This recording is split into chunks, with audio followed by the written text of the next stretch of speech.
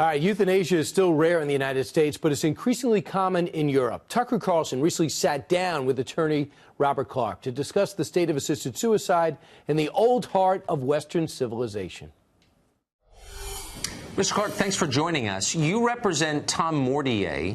Explain to an American audience not as familiar with euthanasia as practiced in Europe, his experience with European euthanasia laws. Yeah, absolutely. Well, Tom Mortier is a man who lives in Belgium, and he found out that his 64-year-old mother, who was physically healthy, she had no physical condition, he found out that she'd been euthanized the day after it happened, when the hospital phoned up his wife to ask them to come in and make the necessary arrangements. This isn't the day before it happened, it's not the day it happened, but the day after he gets this phone call to ask him to come and make the necessary arrangements.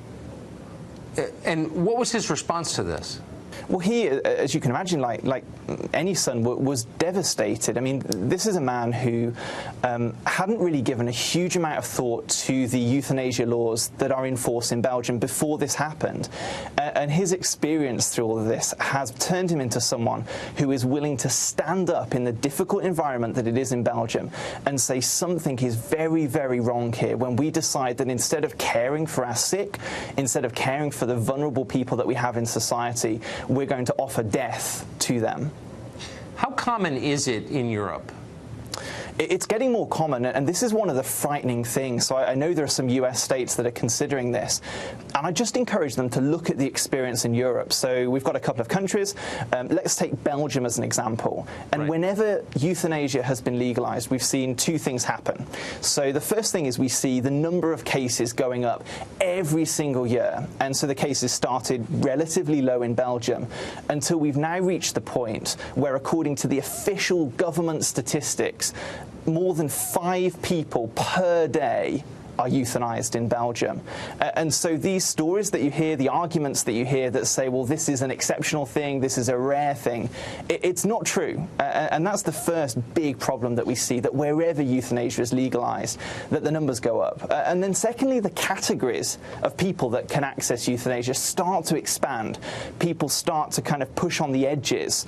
Those that originally said, well, this is going to be really, really rare, start pushing out. So again, let's go back to Belgium and see what actually has happened. So 2014, Belgium extended its law to allow child euthanasia. So there is no lower age limit in Belgium at all. A child, as long as they understand, whatever that means, that what's happening to them, can choose to be euthanized. And then most recently, I saw a proposal in the Netherlands for people who are just tired of life. So no physical condition, no mental condition, just people who are tired of life. And so this is what's really sinister here, because you see a law that people argue for as an exception, but that is never what it becomes, and you can see that pattern wherever euthanasia has been legalized. So a particularly sinister element of this is the economic part of it. So it's obviously much cheaper to kill people than to treat them, either for their diseases or their depression.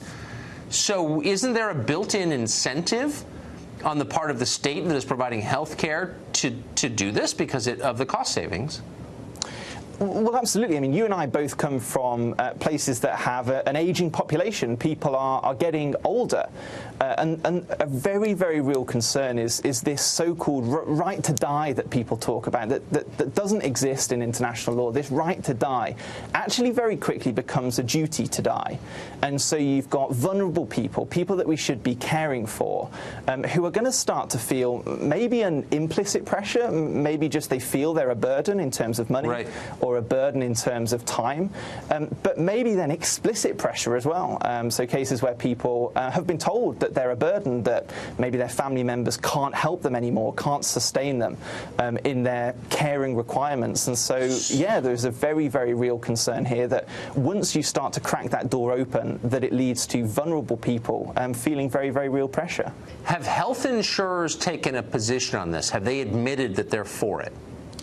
So, I mean, the system of medicine is a little bit different in most European countries. Yes. But certainly, if you look, for example, in the UK at some of the groups that have been involved in this discussion, so the UK Parliament very recently debated this issue and overwhelmingly rejected a bill that would have legalised assisted suicide, as they called it, in the United Kingdom.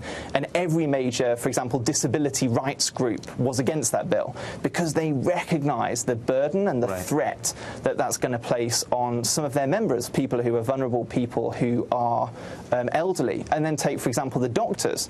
The World Medical Association has consistently said that euthanasia is inherently unethical. It's not something that should be promoted because governments have an obligation to protect life, not to promote or to assist in death. And yet that's exactly what we're seeing happening in these European countries. And we're going to see more of it as the costs go up. Thank you very much, Robert. I appreciate that report from Europe.